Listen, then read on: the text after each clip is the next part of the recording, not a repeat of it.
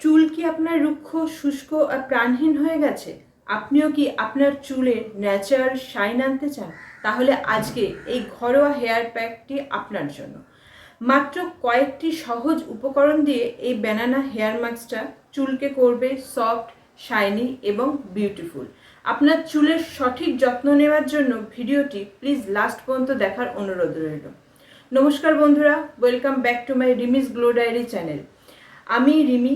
আজকে আমি আপনাদেরকে দেখাবো খুব সহজ এবং ঘরোয়া ন্যাচারাল একটা ব্যানানা হেয়ার। এই মাস্কটা কিভাবে তৈরি করবেন, কি কি ইনগ্রেডিয়েন্টস লাগবে, আমি আজকে আপনাদেরকে সমস্ত কিছু বলে দেবো। তো প্রথমেই লাগছে হচ্ছে কলা। একটা আপনার চুলের লেন্থ অনুযায়ী আপনি কলা নিয়ে নেবেন। সেটা যদি চুল ছোট হয় তাহলে একটা কলা, বা যদি চুল লেন্থ বড় হয়, আমার চুলে যেমন মিনিমাম 2 থেকে 3খানা কলা লাগে। ঠিক মতো যদি দেওয়া হয় তাহলে আমার চুলের লেন্থে 3টে কলা লাগে। তো সেইভাবে আপনাদের চুলের লেন্থ অনুযায়ী আপনারা কলা নিয়ে নেবেন। আর সঙ্গে লাগবে হচ্ছে টক দই। তাহলে হয়ে গেল কলা, টক দই, লেবু আর হচ্ছে নারকেল তেল। জাস্ট এই 4টে ইনগ্রিডিয়েন্টস। এই 4টে ইনগ্রিডিয়েন্টস দিয়ে আপনারা আপনাদের চুলের যত্ন নিতে পারবেন খুব সহজ পদ্ধতিতে।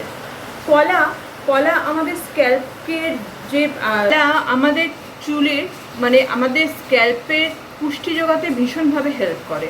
তার এর মধ্যে থাকা ভিটামিন এবং মিনারেল আমাদের চুলকে সুস্থ রাখে, স্বাস্থ্যোজ্জ্বল রাখে এবং চুলের শাইন ফিরিয়ে আনতে সাহায্য করে। চুলের ড্যামেজ রিপেয়ার করে।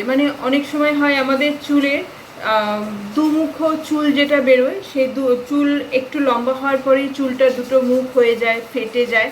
তো সেই পোর্শন থেকে চুলকে আবার আগের মতো ফিরিয়ে আনতে হেল্প করে। দুমুখ চুল বা যে কোনো রকমের ড্যামেজ রিপেয়ার করার জন্য কলা একটা অত্যন্ত উপকারী উপাদান। আমাদের চুলের ফ্রিজিনেস, ড্রাইনেস এগুলোকে সরিয়ে দূর করে এবং চুলকে ন্যাচারালি ময়েশ্চারাইজড করে। আর সঙ্গে থাকা টক দই আমাদের স্ক্যাল্পের খুশকি দূর করে। ইভেন কলাও কিন্তু আমাদের স্ক্যাল্পের খুশকি দূর করতে হেল্প করে। সঙ্গে আছে নারকেল তেল, আমাদের চুলকে আরও ময়েশ্চারাইজ করে।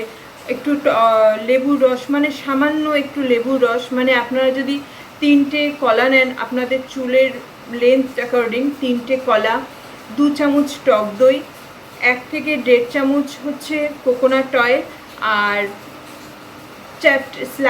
একটা স্লাইস মাত্র লেবুর রস, এগুলো দিয়ে। আর যদি আপনারা চান, আপনাদের চুলে যদি স্যুট করে, তাহলে আপনারা মধুও ব্যবহার করতে পারেন।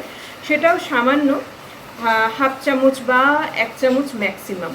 তো সেইভাবে আপনারা পুরো পেস্টটাকে রেডি করে নেবেন। তার আগে কলাটাকে অতি অবশ্যই খুব ভালোভাবে কিন্তু মিক্সিতে সেটাকে পেস্ট করে নেবেন।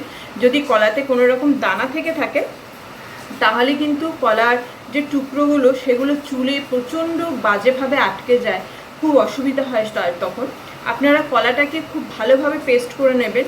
পেস্ট করার পরে একটা পরিষ্কার বাটির মধ্যে পেস্টটাকে নিয়ে তার মধ্যে দেবেন 2 চামচ টক দই, 1 চামচ হচ্ছে 1 থেকে 1.5 চামচ হচ্ছে নারকেল তেল, আর লেবুর রস 1 চামচ মতো, একটা স্লাইস। আর যদি আপনাদের চুলে স্যুট করে, সুইটেবল যদি হয়, তবেই মধুটা নেবেন।